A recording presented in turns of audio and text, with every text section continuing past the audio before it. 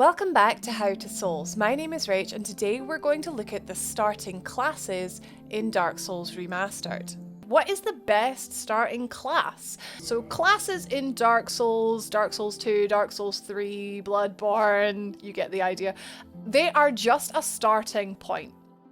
So really, unless you are trying to min-max, for example, if you're going specifically, I want to be a person who uses heals and lightning bolts, but I also want to brandish a giant hammer. So unless you're sort of going down that route and you need specific amounts of stats from the get-go, I would honestly not worry about it. No matter which of these classes you pick, there is always a way to be any type of character in this game. You could start as a knight and then end up as a pure sorcerer at the end if you want. But if you are looking to min-max and say, for example, you tend to prefer sort of bigger, slower, sort of more tanky builds, then you are going to look at a character that starts off with high vitality, high endurance, and high strength. So here we have the warrior. The warrior is a good all-rounder, I would say, for your first melee playthrough of Dark Souls. I actually really recommend the warrior. A fearless warrior, weapon expert, so the reason that they've put that is because it has high strength and dex, so they've got 13 of each, which is really high for level 4. So if we compare it to other classes, the knight only has 11, wanderer has a bit more dex but less strength, thief, obviously another dex character, bandit, more strength. So yeah, the warrior is a good all-rounder. Another reason I would recommend the warrior as well is because it starts with a heater shield. This shield here has very good fire block. There's fire throughout this game, and it's just a very good shield in general. It'll do you really well pretty much right up until the final boss, in my opinion. I've used the heater shield quite a lot. So it's very, very good getting that from the start of the game. Your starting armor is, it's decent enough. It's too heavy to fast roll, but not the most protective armor. It's sort of like a good middle ground, and you start with a long sword as well, which is decent. The knight, however, has higher vitality, so the knight starts with 14 vitality because the knight's a bit slower. It's got a high defense, so the knight is for people who you're not so much a dodging kind of person. You're mainly going to be looking at blocking, maybe even eating a couple of hits because you've got the armor set and you've got the health, presumably, if you level it up, to deal with that sort of thing. So a knight is for a character, the type of player. If you just want to maybe take some hits, I'd maybe recommend starting with the knight. You also get, I believe this is a broadsword. It's a straight sword, same as the weapon, and you get a kite shield as well. So again, kite shield is fine, it's got good block, 100% physical block. It can parry as well, although it is a little bit slower at parrying than, say, a buckler on a thief. But yeah, the knight armor is good. The cool thing about the knight is it starts with a decent amount of faith. So if you're looking for sort of like a paladin character, you're looking maybe to go paladin but more sort of on the melee kind of side of things, you're going to want to go for the knight. Starts with 11 faith, a good spirit. It's got 11 strength and 11 dex, but most importantly it does have that 14 vitality, which at the start of the game, that amount of vitality is not to be sniffed at. That's a good amount of health. Next up we have the wanderer. Aimless Wanderer wields a scimitar, high dexterity. So a scimitar is a curved sword. It also has high dexterity. So your Wanderer and your Thief, which is coming up next, are the dex characters. The thing that separates them is that the Wanderer starts with an armor set that has a wee bit more protection to it, a wee bit more defense. And they do start with a curved sword, which is a higher damage weapon than what the Thief starts with. You also get a buckler, which does not offer much in the way of blocking defense. However, this buckler is used for parrying. So the Wanderer, I would recommend a sort of more evasive type player. If you're looking to do quick damage and dodge damage in return, I do like the Wanderer. I like a curved sword. They have nice move sets. I do think I miss, quite often curved swords don't have a push attack or a kick attack rather. They have sort of like a back step, so I'm not a big fan of that, but it's something to try out. Plus you get a cool hood, and it's cool to have a hood, right? Next up is the Thief that starts at level 5. So the Thief starts with the highest dexterity out of all the classes. So if you know you're going to go down the dex route, the Thief starts out with the highest amount of dex. However, the strength being 9 does limit you. There's a lot of weapons which do have a strength requirement of a little bit higher than that. so you'll need to put a few points into strength anyway.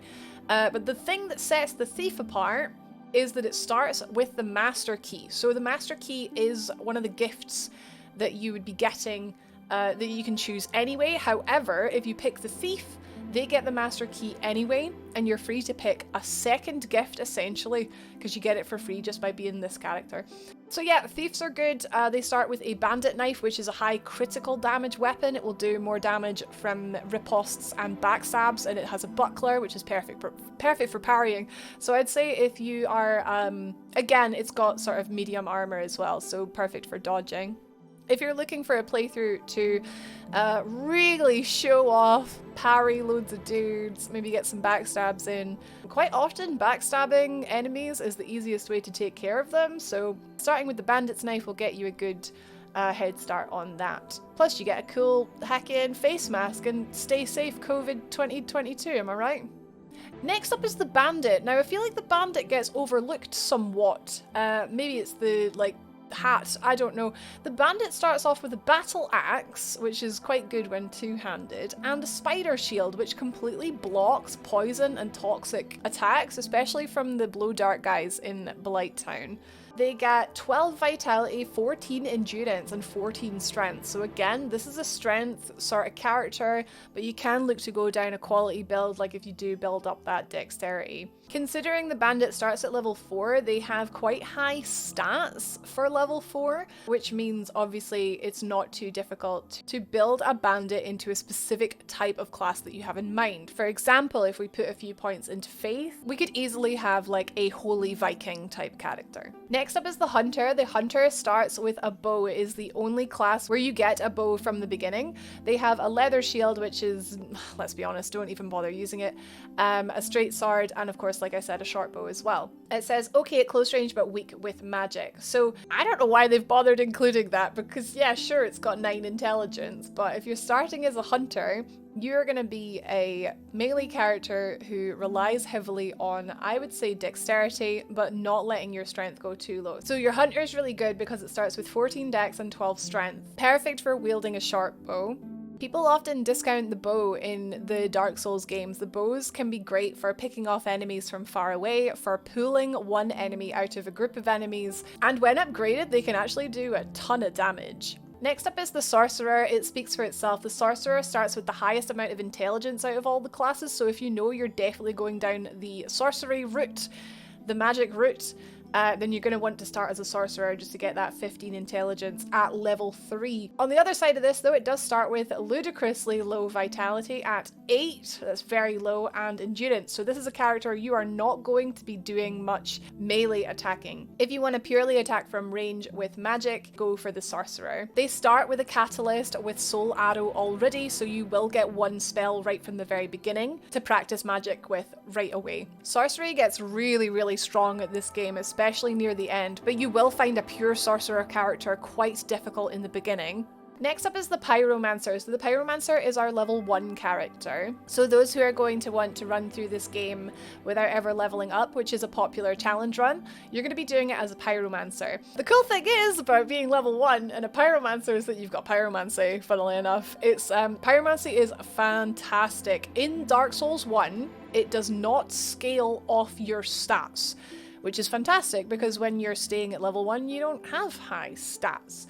You upgrade your Pyromancy glove, which this class starts with at the start of the game. So you upgrade that glove and you do ridiculous damage with pyromancies, all while safely far behind the boss, out of harm's way, just chucking fireballs at them. The Pyromancer is a very good character. I would highly recommend the Pyromancer for a first playthrough. However, I would also recommend, concentrating on also having a melee weapon in order to see that side of the game, because there is a tendency to rely a little bit too heavily on magic, and there's a lot of fights in this game that are really great with a weapon. So there's your Pyromancer. Decent stat spread if you're looking to go into using any type of weapon, really. 12 strength, 9 dex. It is worth noting that as you level up your dexterity, your casting time will go down slightly, so there is a benefit to picking a Pyromancer that is planning to go down the dexterity route, or conversely picking a dex character that you plan to pick up some pyromancy on,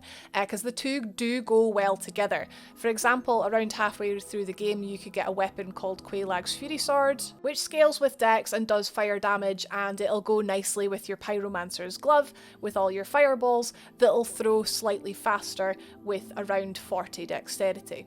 Next up, and coming near the end of the list here, we have the Cleric. So the Cleric is your faith character. It starts with the highest faith in the game. I like a Cleric character in Dark Souls. They start with a mace and I suppose a shield, although it's not a very good shield, and a light armor set. They will also start off with a heal, medical, and a focus to cast it with. Clerics are actually a fantastic class to start with, in my opinion. They start at just level 2. They have 11 vitality, 9 endurance, 12 strength, 14 faith, which I think is a really good base for a paladin character. There are offensive medicals, there are PvP medicals, there are heals. This game, as you're getting to know it, heals can be few and far between. Getting humanity to kindle those bonfires is not always the easiest thing to do, especially when you're dying loads and losing them. So having a faith character, having heals, I think works really well in Dark Souls 1. And last but certainly not least, in fact, yeah, actually it really is least, is the Deprived character. Unclothed Enigma, only armed with a club and an old plank shield. So this, in Dark Souls 1, the Deprived character is not the level 1 character. It starts off at level 6. All of the stats are equal. So the only reason I could see to recommend going Deprived is literally for the crack, for the memes. Like, it's not so much a challenge run, I suppose, because it doesn't start at level 1. But if you're looking to do something where, for example, you're going to level all stats equally, or you're going to run through the game never wearing armor for perhaps a challenge, then you're going to start as the Deprived. But I would never ever recommend starting as the Deprived unless you fancy a laugh running around with your butt cheeks hanging out, really. So for the purposes of this playthrough, I am planning to go down a strength faith build to cover melee, to cover spells, and just because that's what I fancy playing. So we're going to pick the Cleric. And that's it, that's all of our classes in Dark Souls. Which one do you think you're going to go for? I hope I've been somewhat helpful. I'm going to pick a Cleric for this walkthrough that I am recording for you guys, so if you're interested in seeing that, boop, here it is on the screen. Enjoy. Thank you so much for watching, and I'll see you in that one.